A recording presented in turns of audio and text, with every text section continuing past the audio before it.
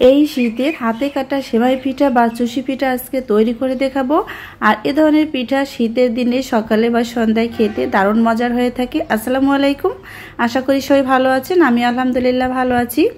আজকের রেসিপিতে থাকছে হাতে কাটা সেমাই পিঠা তৈরি করে দেখাবো খুব সহজ রেসিপিতে। যে কেউ কিন্তু খুব সহজে এই পিঠাগুলি তৈরি করে নিতে পারবেন। খেজুরের রস, নারকেল আর দুধ দিয়ে পিঠাগুলি তৈরি করব। আর দেখুন কতটা সুন্দর হয়েছে পিঠাগুলি। তো ভিউয়ার্স, আজকের এই রেসিপি ভালো লাগলে ভিডিওটিতে লাইক দিবেন আর বেশি বেশি করে শেয়ার করবেন, যাতে এ ধরনের রেসিপি তৈরি করে শীতের দিনে সবাই উপকৃত হতে পারে। ভিডিওটি প্রথম থেকে শেষ পর্যন্ত দেখবেন, এতে করে আপনি পারফেক্টভাবে এই পিঠাগুলি তৈরি করতে পারবেন। আজকের এই রেসিপি যারা ইউটিউব চ্যানেল থেকে দেখছেন তারা চ্যানেলটি সাবস্ক্রাইব করবেন, আর যারা ফেসবুক পেজ থেকে দেখছেন পেজটি ফলো করে নিয়মিত আমার পেজের পাশে থাকবেন। তো ভিউয়ার, চলুন মূল রেসিপিতে চলে যাই। প্রথমে চুলায় একটি হাঁড়ি বসিয়ে দিয়েছি আর দিয়ে দিলাম 4 কাপ পানি, স্বাদমতো লবণ দিয়ে নেড়েচেড়ে মিক্স করে ঢাকনা দিয়ে ঢেকে বলক আসা পর্যন্ত অপেক্ষা করতে হবে। কিছু সময় পরে বলক চলে এসেছে। এরপরে দিয়ে দিচ্ছি 6 কাপ আতপ চালের গুঁড়া। এখানে এটা হচ্ছে ভেজা চালের গুঁড়া, ডিপ ফ্রিজে ছিল এজন্য 6 কাপ দিয়ে দিয়েছি। আর আপনার যদি শুকনো চালের গুঁড়া হয় তাহলে 4 কাপ পানির জন্য 4 কাপ গুঁড়াই কিন্তু এখানে পারফেক্ট হবে।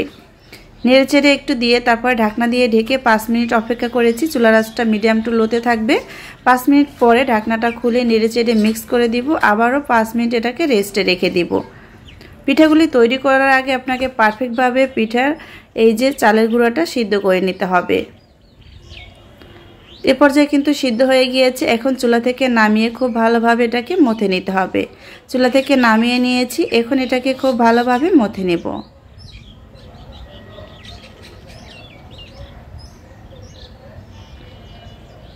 এই যে পর্যায়ে খুব সুন্দর পারফেক্ট সফট একটি ডো তৈরি হয়ে গিয়েছে। এখন এই ডো থেকে আমি আপনাদেরকে পিঠাগুলি তৈরি করে দেখাবো। আর এখানে লাগবে চালের গুঁড়া।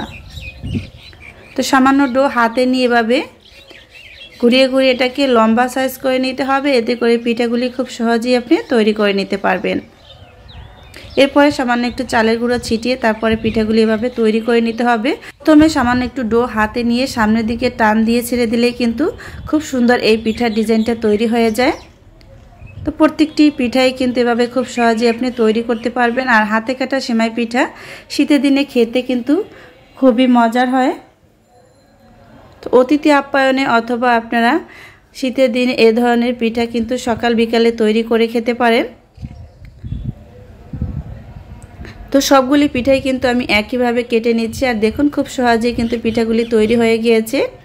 এই যে একইভাবে বাকি পিঠাগুলি আমি তৈরি করে নিয়েছি। এখন এই পিঠাগুলিকে রান্না করে নিতে হবে। চুলায় এখানে আমি 2 লিটার দুধ বসিয়ে দিয়েছি আর দিয়ে দিলাম 4 টুকরা এলাচ হালকা একটু থেতো করে দিয়েছি। আর দিয়ে দিচ্ছি 4টি দারুচিনি।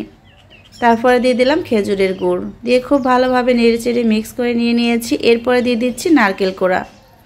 নারকেল কোড়াটা দিয়ে আবারও নেড়েচেড়ে মিক্স করে দিব। এরপরে দিয়ে দিচ্ছি স্বাদমতো লবণ, হাফ কাপ গুঁড়া দুধ দিয়ে খুব ভালোভাবে নেড়েচেড়ে মিক্স করার পর এখন হচ্ছে আমি পিঠাগুলি দিয়ে দিব।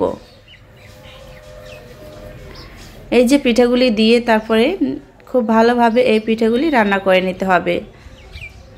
পিঠাগুলি দেওয়ার পরে প্রথমে কিছু সময় নাড়াচাড়া করা যাবে না। এরপরে যখন বলক চলে আসবে, পিঠাগুলো শক্ত হয়ে যাবে, তখন নেড়েচেড়ে দিতে হবে।